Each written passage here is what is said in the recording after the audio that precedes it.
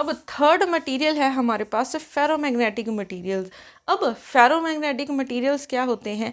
ऐसे मटेरियल जिसमें कुछ नेट मैग्नेटिक मूवमेंट प्रेजेंट होता है, कुछ नेट मैग्नेटिक मूवमेंट होता है, मीन्स ये ज़ीरो नहीं होता है। ठीक है, क्योंकि पैरामैग्नेटिक में क्या था, नेट मैग्नेटिक मूवमेंट ज़ीरो था, बट इसमें नेट मैग्नेटिक मूवमेंट ज़ीरो नहीं होगा। अगर नेट मैग्नेटिक मूवमेंट ज़ीरो नहीं है तो अब हमारे जो स्पिन्स हैं वो क्या है, रैंडम मोशन में नहीं होंगे। ठीक है, वो कुछ ऐसे प्रेजेंट होंगे। अगर आप देखोगे कुछ स्पिन्स क्या होती हैं, एक दूसरे के पैरेलल होंगी।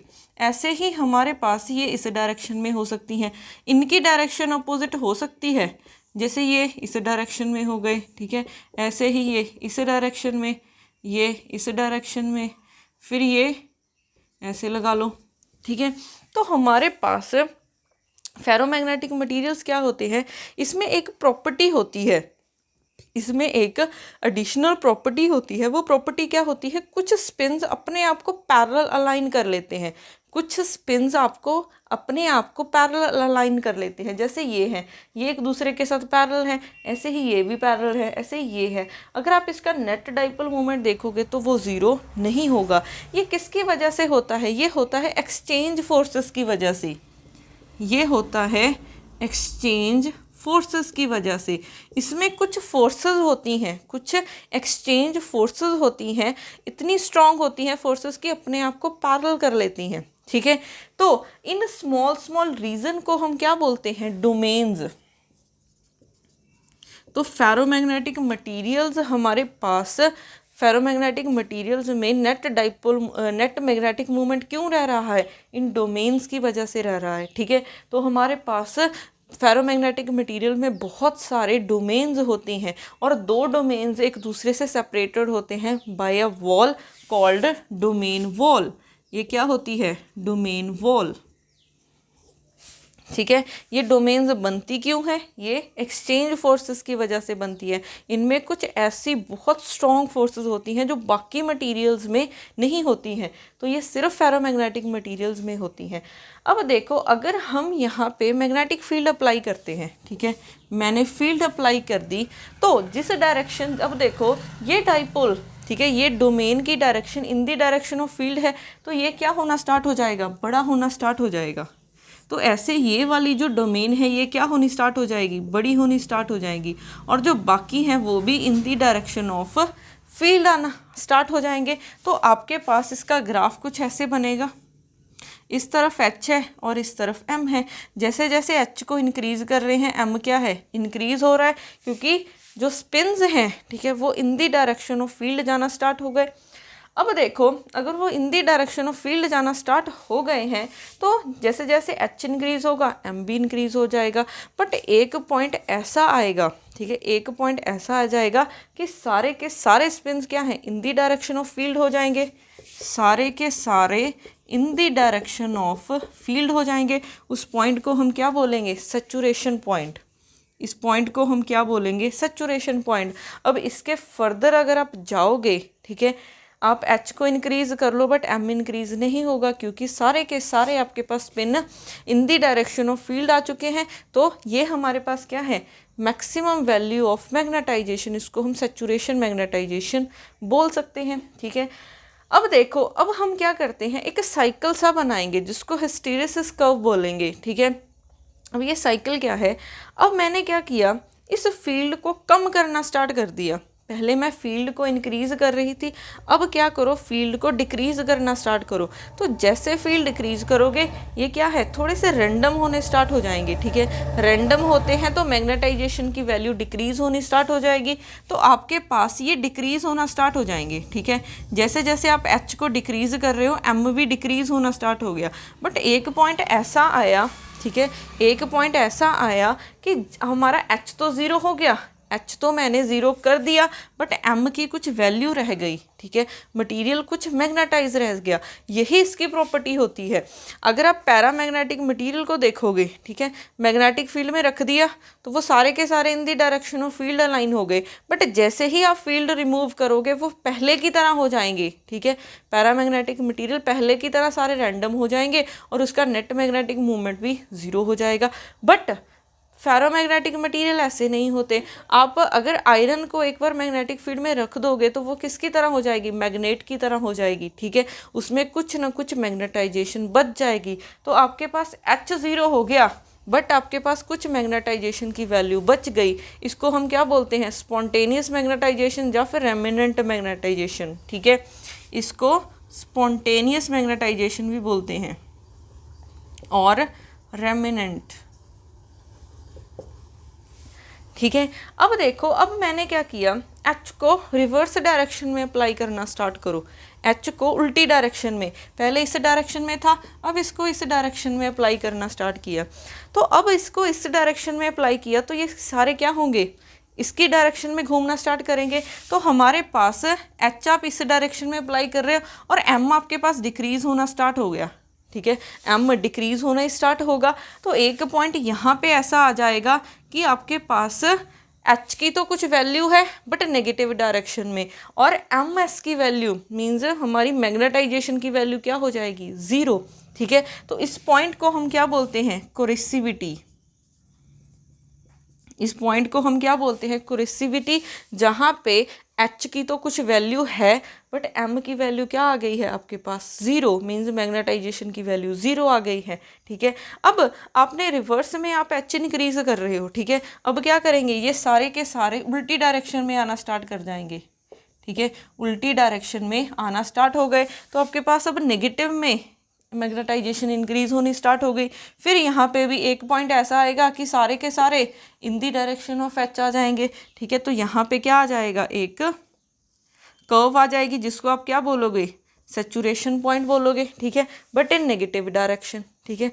अब फिर से आपने क्या किया, अब इस पॉइंट पे आके आपने एच को अब पहले उल्टी डायरेक्शन में इंक्रीज कर रहे थे, अब उल्टी डायरेक्शन में डिक्रीज करना स्टार्ट करोगे तो मैग्नेटाइजेशन डिक्रीज होनी स्टार्ट हो जाएगी।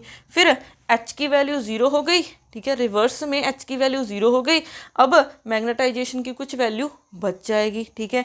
अब फिर से पॉजिटिव में इंक्रीज करना स्टार्ट करोगे तो वो कुछ ऐसे हो जाएगी। तो आपके पास कुछ ऐसी कर्व चल रही है, ठीक है, कुछ ऐसी कर्व चली।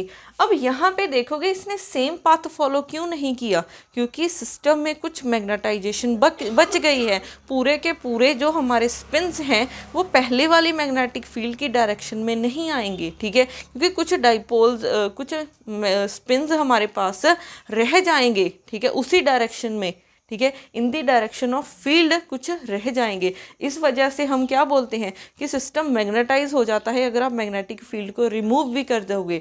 अब इस कर्व को हम क्या बोलते हैं, हिस्टेरेसिस कर्व, हिस्टेरेसिस कर्व। अब ये हिस्टेरेसिस कर्व का अगर आप एरिया अंडर द कर्व निकालोगे तो आपको क्या बताएगा, energy losses, area under the curve is equal to energy loss. अब ये एनर्जी लॉस कहाँ पे हुआ है, ठीक है, पहले आपने स्पिन्स इस ऐसे थे, आपने फील्ड अप्लाई की तो ये इसी डायरेक्शन में घूमना स्टार्ट हुए, इस डायरेक्शन में रोटेट होना स्टार्ट हुए, तो उसे कुछ एनर्जी चाहिए होगी, ठीक है। अगर एनर्जी नहीं मिलेगी तो वो रोटेट कैसे करेंगे, और एनर्जी कौन प्रोवाइड करेगा, मैग्नेटिक फील्ड में, क्योंकि इलेक्ट्रिक और मैग्नेटिक फील्ड में ही एनर्जी स्टोर होती है, ठीक है। तो यहाँ पे जब आपने उसको इन दी डायरेक्शन ऑफ फील्ड किया तब भी उसकी एनर्जी कुछ लॉस हुई, फिर उल्टी डायरेक्शन में अप्लाई किया फिर उसकी एनर्जी लॉस हुई। तो टोटल इस साइकिल में आपने कितनी एनर्जी लॉस की वो आपको इस कर्व से पता चल जाएगी। इसका एरिया अंडर दी कर्व निकालोगे तो आपको क्या मिलेगा, एनर्जी लॉस मिलेगा, ठीक है।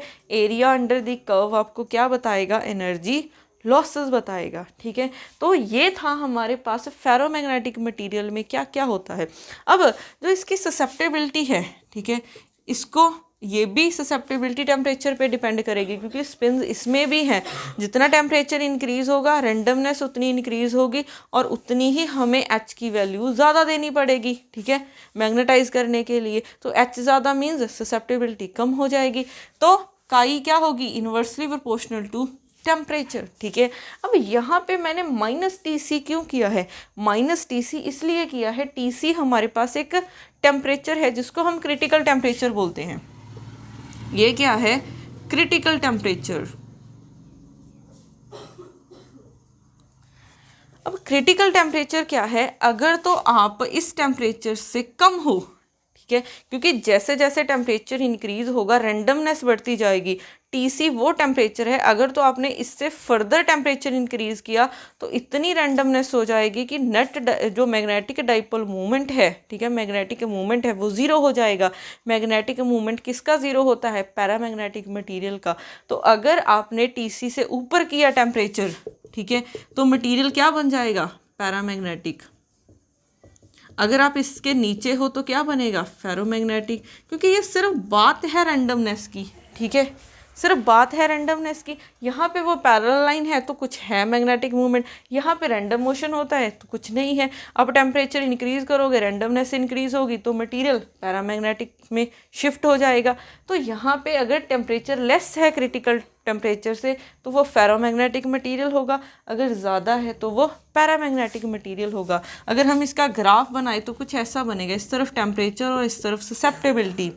तो इसका ग्राफ ये क्या है, टीसी टेम्परेचर है, क्योंकि जब T = TC होगा तो 1/0 और 1/0 क्या होगा, इन्फानाइट। तो इसकी वैल्यू क्या होगी, इन्फानाइट, ठीक है। अब इसके इस तरफ देखोगे तो आपको क्या मिलेगा, पैरा और यहाँ पे फेरो।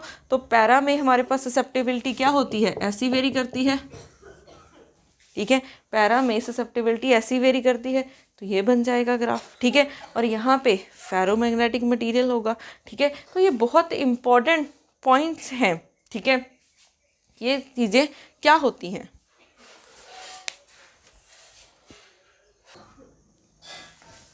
अब फेरोमैग्नेटिक मटेरियल्स में हमारे पास हमने बोला था कि जो एक्सचेंज फील्ड है उसकी वजह से वो डोमेन्स बन रहे हैं। तो जो एक्सचेंज फील्ड होती है, ठीक है, वो किसके इक्वल होती है, लैम्डा × m। और लैम्डा क्या है, वेस कांस्टेंट, या फिर इसको बोल सकते हो एक्सचेंज कांस्टेंट या फिर क्यूरी वेस कांस्टेंट, ठीक है। ये क्या है, क्यूरी वेस कांस्टेंट। और m क्या है हमारे पास, मैग्नेटाइजेशन। m क्या है, मैग्नेटाइजेशन। और मैग्नेटाइजेशन की वैल्यू क्या होती है, मैग्नेटाइजेशन की वैल्यू हमारे पास होती है m = n × म्यू, ठीक है। म्यू क्या है, मैग्नेटिक मूवमेंट, और n क्या है हमारे पास, नंबर ऑफ स्पिन, ठीक है। तो इस एक्सचेंज फील्ड की वजह से हमारे पास डोमेन्स बनती हैं और डोमेन्स की वजह से उसमें कुछ नेट मैग्नेटिक मूवमेंट होता है। उसके बाद हम करते हैं anti ferro materials. Fourth type क्या है, एंटी फेरो। अब एंटी फेरो मटीरियल्स में हमारे पास क्या होगा, एंटी फेरो मटीरियल्स में हमारे पास स्पिन्स कुछ ऐसी होंगी, अगर एक डाउन है तो उसके ही सेम मैग्नीट्यूड की एक अप होगी, डाउन एक अप, एक डाउन एक अप, एक डाउन एक अप। तो हमारे पास ही कुछ ऐसा कॉम्बिनेशन होता है। अगर आप इसकी देखोगे टोटल स्पिन 0 मीन्स जो टोटल मैग्नेटिक मूवमेंट होगा वो भी क्या मिलेगा आपको, 0। मैग्नेटिक मूवमेंट भी क्या मिलेगा, नेट मैग्नेटिक मूवमेंट 0 मिलेगा, ठीक है। अब इसको भी अगर आप मैग्नेटिक फील्ड में रख दोगे, ठीक है, तो वो मैग्नेटाइज हो जाएगा, बट अगर मैग्नेटिक फील्ड रिमूव कर दोगे तो वो क्या हो जाएगा, अनमैग्नेटाइज हो जाएगा, ठीक है। अब इसमें नेट मैग्नेटिक मूवमेंट क्या हो जाएगा, 0 हो जाएगा। अब यहाँ पे आप फील्ड अप्लाई करोगे, एच अप्लाई किया तो आपके पास सेम वेरिएशन होगी जैसे फेरोमैग्नेटिक मटीरियल में की थी, कि जैसे जैसे आप एच को इंक्रीज करते जाओगे, ये क्या है, इन दी डायरेक्शन ऑफ फील्ड आना स्टार्ट हो जाएंगे। तो ये एच है तो यहाँ पे ये सारे कुछ ऐसे आने स्टार्ट हो जाएंगे, ठीक है, ये कुछ ऐसे आने स्टार्ट हो जाएंगे। तो हमारे पास जो ससेप्टिबिलिटी है वो क्या हो जाएगी, m/h। तो ये हमारे पास क्या रहेगी, पॉजिटिव वैल्यू रहेगी। तो इसकी जो सेम वेरिएशन है एज इट इज़ फेरोमैग्नेटिक की तरह। बट यहाँ पे अगर हम इसकी टेम्परेचर के साथ वेरिएशन देखें तो वो कुछ थोड़ी सी डिफरेंट होती है। वहाँ पे -Tc होता है और यहाँ पे क्या है +Tn। अब Tn क्या है, Tn है नील्स टेम्परेचर, नील्स टेम्परेचर। अब ये नील्स टेम्परेचर क्या है, अगर तो हम Tn से लेस हैं तो हमारे पास एंटी फेरो मटीरियल होगा। अगर हम T से ज़्यादा देख रहे हैं तो आपके पास क्या मिलेगा, पैरामैग्नेटिक मटीरियल मिलेगा। ठीक है, क्योंकि जैसे जैसे टेम्परेचर इंक्रीज़ होगा इनका रैंडम मोशन होना स्टार्ट हो जाएगा। अगर Tn से ग्रेटर गए टेम्परेचर पे तो आपको ये रैंडम मोशन में होंगे और नेट मैग्नेटिक मूवमेंट 0, तो ये पैरा बन जाएगा। अगर आप लेस हो तो एंटी फेरो हो। ठीक है, तो आपके पास अगर आप इसका ग्राफ बनाओगे तो कुछ ऐसा बनता है। ठीक है, ये क्या होता है, नील्स टेम्परेचर। ठीक है, यहाँ पे फेरो एंटी फेरो मटीरियल है और यहाँ पे फेरो है, और इसकी जो बाकी वेरिएशन है वो सारी एज इट इज़ होती है फेरोमैग्नेटिक की तरह। ठीक है, सिर्फ इतना चेंज होता है, वहाँ पे -Ts और यहाँ पे T+Tn होता है। अब उसके बाद हमारे पास क्या है, एंटी फेरी मैग्नेटिक मटीरियल्स। यहाँ पे एंटी फेरी आ जाएगा।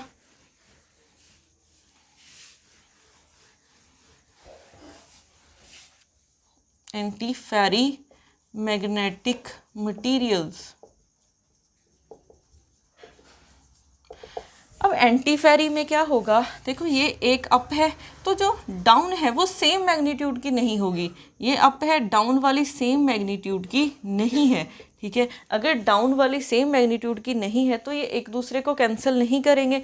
अगर ये 5 मैग्नीट्यूड की है, ये 3 है, तो 5 - 3 तो कुछ हमारे पास नेट मैग्नेटिक मूवमेंट बच जाएगा। ठीक है, तो net magnetic movement is not equals to 0। ठीक है, तो हमारे पास यहाँ पे कुछ मैग्नेटिक मूवमेंट होगा। अब जैसे ही हम क्या करेंगे, H अप्लाई करेंगे, ये सारे क्या होंगे, इन दी डायरेक्शन ऑफ फील्ड आना स्टार्ट हो जाएंगे। ठीक है, जैसे जैसे H इंक्रीज होगा मैग्नेटाइजेशन इंक्रीज होगी, तो ससेप्टिबिलिटी क्या होती है, M/H, तो इसकी पॉजिटिव वैल्यू रहेगी। ठीक है, अब यहाँ पे हमारे पास ये सेम वेरिएशन होती है इसकी किसकी तरह, फेरोमैग्नेटिक मटीरियल की तरह। ठीक है, तो आपको सिर्फ इस वाले टॉपिक में सिर्फ ये पता होना चाहिए कि स्पिन्स कैसे हैं। ठीक है, और जो बाकी सारी वेरिएशन है ससेप्टिबिलिटी की वैल्यू वो सारी होती हैं हमारे पास किसकी तरह, फेरोमैग्नेटिक मटीरियल्स की तरह। अब देखो यहाँ पे एक वर्ड आता है मैग्नॉन्स। अगर हम इलेक्ट्रोमैग्नेटिक रेडिएशंस में देखें जो क्वांटा ऑफ एनर्जी होता है वो क्या होता है, फोटॉन्स।